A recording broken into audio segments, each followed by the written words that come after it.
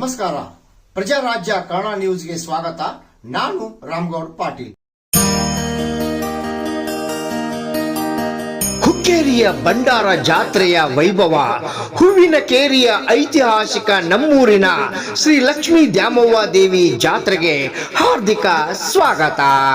ಶತಮಾನಗಳ ಇತಿಹಾಸ ಇರುವ ಹುಕ್ಕೇರಿ ಶ್ರೀ ಲಕ್ಷ್ಮೀ ದ್ಯಾಮವ್ವ ದೇವಿ ಜಾತ್ರೆ, ಶ್ರೀ ಲಕ್ಷ್ಮೀ ದ್ಯಾಮವ್ವ ದೇವಿಯ ಒನ್ನಾಟ, ಅದ್ದೂರಿ ರಥೋತ್ಸವ, ಅಲಂಕಾರಗೊಂಡು ಕಂಗೊಳಿಸುವ ಶ್ರೀ ಲಕ್ಷ್ಮೀ ದೇವಿ ಭಂಡಾರದಲ್ಲಿ ಮಿಂದೇಳುತ್ತಿರುವ ಭಕ್ತ ಸಾಗರ. ಹುಕ್ಕೇರಿ ಮನೆ ಮನೆಯಲ್ಲೂ ಸಂಭ್ರಮ, ಎಲ್ಲಿ ನೋಡಿದರೂ ಲಕ್ಷ್ಮೀ ದೇವಿಯ ಆರಾಧನೆ.